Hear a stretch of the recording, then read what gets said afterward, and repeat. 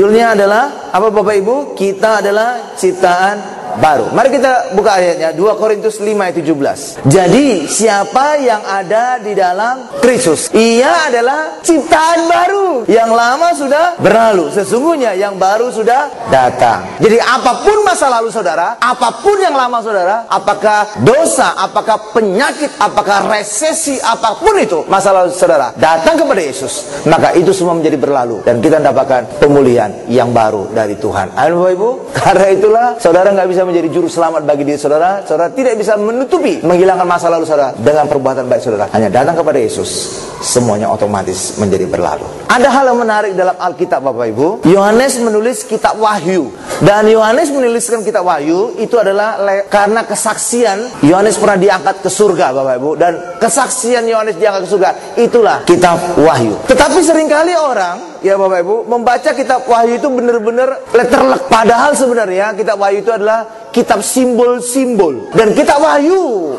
itu seharusnya dibaca setelah seluruh kitab saudara baca dalam Alkitab, barulah ditutup dengan kitab Wahyu. Maka saudara bisa ngerti akan kitab Wahyu. Tapi seringkali justru ketika orang pertama kali bertobat, bacanya pertama kitab Wahyu, makin bingung dia. Kenapa? Kitab Wahyu itu kitab simbol yang hanya bisa dimengerti kalau kitab-kitab sebelumnya kita telah baca. Saya ambil contoh simbol ya Bapak Ibu ya. Ketika Yohanes diangkat ke surga, apa yang dia lihat? Di tata Allah ada anak domba Allah. Itu berbicara siapa Bapak Ibu? Yesus. Dikatakan juga bahwa Yohanes melihat Yesus, anak domba Allah. Itu apa Bapak Ibu? Bertanduk 7 dan bermata 7. Kalau saudara artikan itu letterlek, wah, berarti Yesus itu kayak benar-benar domba Bapak Ibu. Padahal itu sebenarnya apa? Simbol. Dan tanduk itu artinya kekuatan, 7 artinya sempurna. Jadi Yohanes melihat Yesus sebagai anak domba yang sempurna kekuatannya, sempurna otoritasnya. Jadi kitab Wahyu itu adalah kitab simbol. Dan juga ketika saudara baca nanti kitab Wahyu, saudara harus membacanya dengan kacamata Yesus. Dengan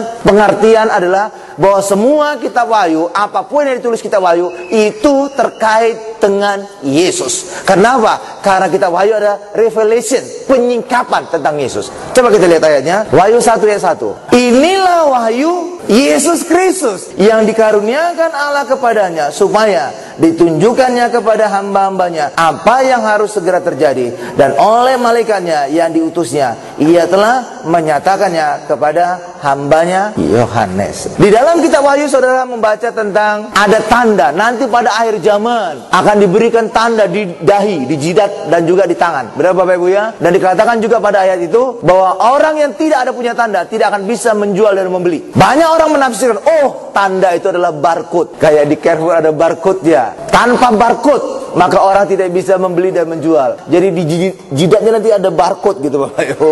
Dan juga di tangannya ada barcode. Sehingga apa? Belanja tinggal scanning aja di jidat. Set. Oh ya, belanjanya berapa? Atau scanning di tangan. Set gitu. Benar Bapak Ibu. Jadi orang mengartikan kitab Wahyu berdasarkan teknologi sekarang. Karena apa? Barcode itu juga teknologi sekarang. Dulu-dulu nggak ada itu. Benar? Kalau dulu-dulu nomor barangnya diketik manual. Ngantri. Tapi sekarang set, langsung di-scan aja langsung. Dan barcode itu katanya akan ditempelkan di jidat dan di lengan. Dan juga dikaitkan dengan angka 666. Langsung juga ditafsirkan, oh angka 66 adalah kitabnya tetangga sebelah. Itu antikris. Saudara, itu salah banget. Karena saya pernah belajar kitabnya tetangga sebelah. Iya, itu salah satu mata kuliah di teologi. STT itu ada mata kuliahnya Bapak Ibu. Iya, kita harus ngerti, kita harus menguasai. Kenapa? Itu ada nilainya. Kalau enggak, nilai kita nanti bisa rendah. Benar Bapak Ibu? Ada mata kuliah aja. Karena itu kita baca juga. Dan ternyata pasalnya, ayatnya dari kitab mereka tidak 666, bukan. Loh, jadi angka 66 ini berbicara tentang apa? Ini berbicara tentang manusia. 66 itu berbicara tentang angka manusia. Ketika kita memuliakan Allah, maka kita akan menolak kemanusiaan kita. Tetapi ketika kita memuliakan kemanusiaan kita, kita menjadi antikris. Lalu apa artinya bahwa nanti ada tanda di dahi, ada tanda di tangan? Bahwa kelak di akhir zaman orang mengandalkan pikirannya, itulah jidat. Saudara lihat sekarang ini, orang tidak percaya, banyak juga yang tidak percaya Tuhan, tapi mereka berkata, asal masuk logika, aku bisa terima. Lalu apa lagi? Yang diandalkan oleh manusia adalah kekuatannya. Jadi orang sekarang, pada akhir zaman, mengandalkan pikirannya, mengandalkan kekuatannya, tangannya, lengannya. Dan itulah sebenarnya antikris. Ketika manusia memuliakan dirinya, maka otomatis dia pasti menolak memuliakan Yesus. Pasti otomatis menolak memuliakan Allah. Karena itulah baik kita hari ini, kita Wahyu berkata tentang tanda di dahi, tanda di tangan. Itu bukan berbicara tentang barcode, nggak ada Bapak Ibu. Tapi itu berbicara bahwa pada akhir zaman manusia nanti yang hanya hanya mengandalkan pikirannya. Semua harus diuji dengan pikiran. Yang kedua, pada akhir zaman manusia akan mengandalkan kekuatannya. Dan ketika manusia memuliakan dirinya, mengandalkan pikiran dan tangannya, di saat itulah orang menolak Yesus. Itulah antikris yang sebenarnya. Andalan kita bukan pikiran kita, andalan kita bukan kecerdasan kita, andalan kita bukan kekuatan kita, tapi andalan kita hanya Yesus Kristus. Hari ini andalkan Yesus, disitulah rahasia kemenangan bagi setiap kita. Amin. Sekarang kita masuk pada bagian yang kedua. Dikatakan juga bahwa malaikat kuat dan Yerusalem baru. Coba kita lihat Wahyu 10 ayat 1 sampai dengan 2. Dan aku melihat seorang malaikat lain yang kuat turun dari sorga, berselubung awan, dan pelangi ada di atas kepalanya, dan mukanya sama seperti matahari, dan kakinya bagaikan tiang api, dan tangannya ia memegang sebuah gulungan kitab kecil yang terbuka. Ia menginjakkan kaki kanannya di atas laut, dan kaki kirinya di atas bumi. Ini berbicara apa, Pak? Ini berbicara bahwa pada akhir zaman itu adalah gereja sekarang ini penuh kuasa, menginjak laut dan menginjak bumi. Kalau terjemah lain, menginjak daratan. Jadi kita berkuasa atas laut dan daratan. Itu berbicara tentang gereja akhir zaman berkuasa atas bumi. Dan hari ini kita bisa alami, Bapak Ibu, terjadi banyak mujizat. Ada kuasa, ada kesembuhan, ada berkat, ada bebas alergi, berkuasa atas bumi. Dan itulah gereja akhir zaman, bahwa gereja yang penuh kuasa. Bahkan juga di kepalanya ada tanda pelangi. Pelangi itu berbicara apa? Pengampunan. Karena itu juga yang berbicara tentang ketika Allah berjanji, aku tidak akan mendatangkan lagi air bah, maka Allah membuat tanda pelangi di langit. Jadi pelangi itu gambar, artinya adalah bebas hukuman. Karena itulah pada akhir zaman nanti gereja tidak lagi menekankan tentang kutuk, gereja tidak lagi menekankan hukuman, tapi gereja menekankan tentang pengampunan Tuhan atas setiap kita. Halo Bapak Ibu, pelangi di atas kepala aja. Haleluya. Ya, jadi karena itulah kitab Wahyu itu bukan kitab harafiah Bapak Ibu, tapi simbol-simbol. Karena itu harus membaca dulu kitab sebelumnya. Dan itulah sebabnya juga Allah menempatkan kitab Wahyu di mana? Paling terakhir, paling belakang. Supaya apa? Kita baca dulu kitab-kitab sebelumnya, barulah kita baca kitab Wahyu. Tapi banyak orang sekarang langsung baca kitab Wahyu, jadi bingung sendiri. Ya, jadi karena itulah gereja akhir zaman akan berkorban tentang perjanjian baru, anugerah, pelangi di atas kepalanya. Mentalitas pelangi lah yang mengatakan tidak lagi hukuman bagi kita. Kenapa Allah tidak lagi menghukum kita, Bapak Ibu? Karena segala hukuman kita telah dijalani Yesus di atas kayu salib. Kenapa Allah melupakan dosa-dosa kita? Karena segala dosa kita telah ditanggung Yesus di atas kayu salib. Amin. Itulah sebabnya bagi kita hari ini ada mentalitas pelangi, ada mentalitas pengampunan, karena segala dosa kita telah dibereskan Yesus di atas kayu salib. Amin. Berikan kemuliaan luar biasa bagi Tuhan Yesus, Bapak Ibu. Sekarang berikutnya kita lihat Wahyu 21 ayat 2. Dan aku melihat kota yang kudus, Yerusalem yang baru, turun dari sorga, dari Allah, yang berhias bagaikan pengantin perempuan yang berdandan untuk suaminya. Nah, apa yang dimaksud dengan Yerusalem baru itu menunjuk kepada Sarah, Bapak Ibu. Dan kalau berbicara tentang Sarah, kita pasti berbicara tentang Abraham. Abraham dalam kisahnya bisa dianggap punya dua istri. Hagar itu pertama menghasilkan anak. Hagar ini diambil dari mana, Bapak Ibu? Dari Mesir. Karena itulah Hagar itulah gambaran kutuk, gambaran Taurat, gambaran perbudakan. Dan itulah sekarang itu adalah Gunung Sinai dan Yerusalem. Tapi yang kedua adalah Sarah. Sarah adalah ibu merdeka, ibu bebas. Ya, dan itulah kita hari ini. Kita hari ini hidup dalam kebebasan. Karena apa?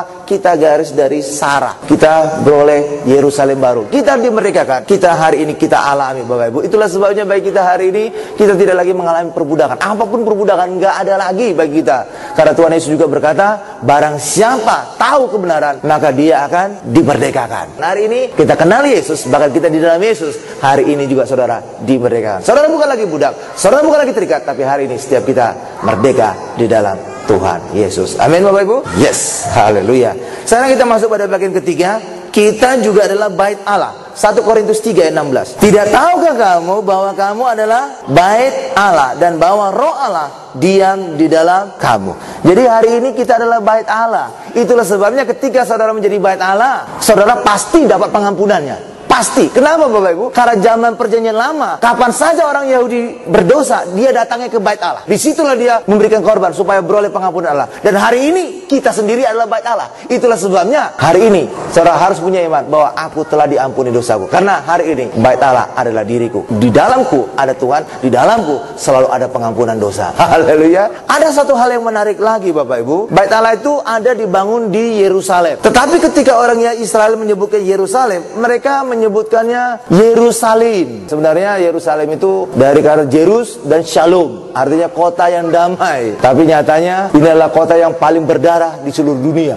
Karena terjadi peperangan berabad-abad, pertumpahan darah demikian banyak terjadi. Nah, ketika mereka menyebutkan Yerusalem, ternyata mereka menyebutkan Yerusalem karena mereka menunjuk bahwa Yerusalem itu ganda, jamak, ada dua. Dalam bahasa Ibrani, setiap kali saudara menemukan kata im, itu menunjukkan kata ganda. Ya, bahkan juga nama Allah disebut Elohim, ada im, akhiran im, itu menunjukkan ganda. Jadi Tritunggal. Apapun yang saudara temukan dalam bahasa Ibrani ada im, itu menunjukkan ganda. Nah, hal yang sama juga demikian Yerusalem. Orang Yahudi menyebutkan Yerusalem.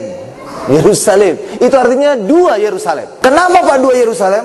Karena Allah telah memprogramkan Yerusalem itu ada dua. Satu Yerusalem yang ada di bumi dan satu lagi Yerusalem yang di surga. Dan kita adalah bagian dari bait Allah. Kita tempat Allah bersemayam. Karena itulah baik kita hari ini, kita di dalam Yesus, kita menjadi bait Allah. Dan ketika kita menjadi bait Allah, apapun penyakit, saudara tidak akan bisa mengalami. Apapun resesi, saudara tidak akan bisa mengalami. Karena hari ini Tuhan ada tinggal bersama dengan kita. Ya, segala yang lama sudah berlalu. Yang lama sudah berlalu. Itulah sebabnya di atas kayu salib Yesus berkata, sudah selesai. Apa yang selesai? Yang lama sudah berlalu.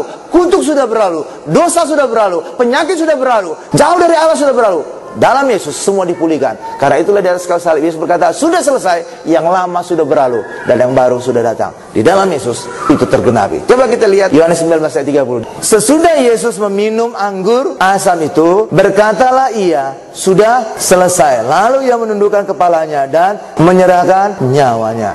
Ya, apa yang Yesus telah selesaikan? Yang lama kita telah Yesus selesaikan. Apa yang lama kita? Kutuk telah diselesaikan. Penyakit telah diselesaikan. Bangkrut telah diselesaikan. Keterikatan telah diselesaikan. Apapun masalah kita, dalam Yesus telah diselesaikan. Untuk kita dapat hal-hal yang baru. Dalam Yesus kita dapatkan hal yang baru. Hari ini kita dapatkan kesembuhan. Hari ini kita dapatkan berkat. Hari ini kita dapat kelepasan. Hari ini kita dapat kemenangan dalam kehidupan. Apapun masa lalu saudara, jangan saudara selesaikan sendiri. Saudara tidak bisa menjadi juru selamat bagi diri saudara. Hari ini datang kepada Yesus. Maka otomatis yang lama kita, dosa yang lama kita, penyakit yang lama kita, masa lalu yang lama kita telah berlalu dan yang baru sudah datang. Dalam Yesus kita dapatkan kemenangan yang baru. Amin. Berikan kemuliaan paling dahsyat luar biasa bagi Tuhan Yesus.